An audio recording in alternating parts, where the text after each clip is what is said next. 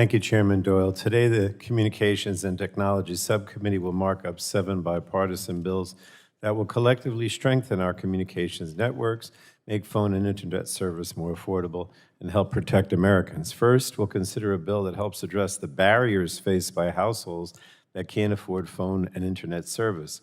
The FCC administers 2 important programs that address affordability: the Affordable Connectivity Program and the Lifeline Program. And right now, we know that both programs are under-enrolled and not helping everyone who could benefit from them. So H.R. 4275, which was introduced by Representatives Luria and Katko, requires the FCC to annually submit a report to Congress on the enrollment of individuals in these 2 programs who also participate in programs like the Supplemental Nutrition Assistance Program, Medicaid, and federal Pell Grants. It would also require the GAO to identify the outreach and publicity efforts for programs to make sure that qualified households know and can sign up for them. And this bill should help us reach more of the people who could benefit from these programs. We also considered 2 bills directed at the work of the National Telecommunications and Information Administration. Taken together, H.R. 4990 and H.R. 5486 provide NTIA with the resources to develop innovative spectrum management technologies, led in part by NTIA's Institute for Telecommunications Services, and I thank Representatives O'Halloran, Carter, Matsui, and Guthrie for their bipartisan work on these bills. In addition, H.R. 5400, the Preventing Disruptions to Universal Service Funds Act, introduced by Representative Hayes and Veazey. This bill extends the Anti-Deficiency Act exemption on the FCC's universal service programs, and without this extension, programs like rural broadband, rural health care, telemedicine, E-rate, and Lifeline could be at risk. Our 5th bill is H.R. 7132, the Safe Connections Act, introduced by Representatives Custer and Eshoo, and this would help protect survivors of domestic violence, human trafficking, and other related crimes.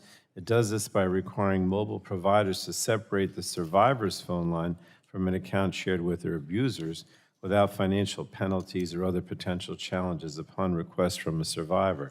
The FCC is also required to establish emergency communication support for these survivors, and I'm pleased we're moving this forward on a bipartisan basis. We have 2 important bills related to how the government manages our airways: H.R. 7783, the Extending America's Spectrum Auction Leadership Act, which was introduced by Representatives Davis, Joyce, Welch, and Johnson. This would extend the FCC's auction authority by 18 months from its expiration date later this fall. And the goal is to ensure the FCC will be able to hold its planned spectrum auction in July without disruption and to successfully close out these auctions that have already occurred. Congress has never let the FCC spectrum authority lapse, and today's action puts us one step closer to extending it once again.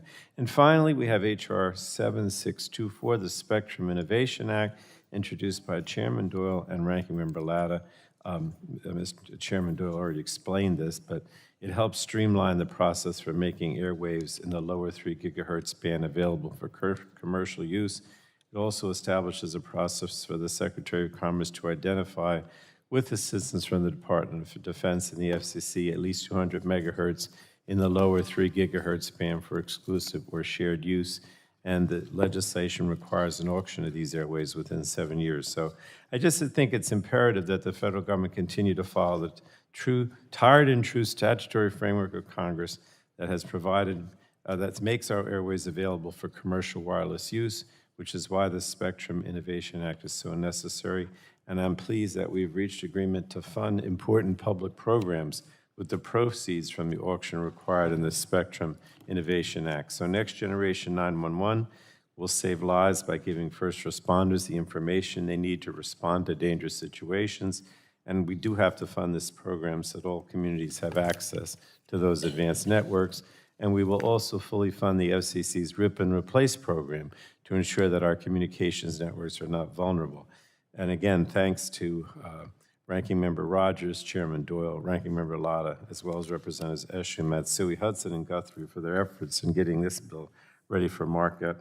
And it's always, I always need to stress that it's great that we're able to reach bipartisan agreement on these bills. We've been doing so much lately on a bipartisan basis, which I think is crucial if we're ever going to get these bills signed into law. So thank you again, Chairman Doyle.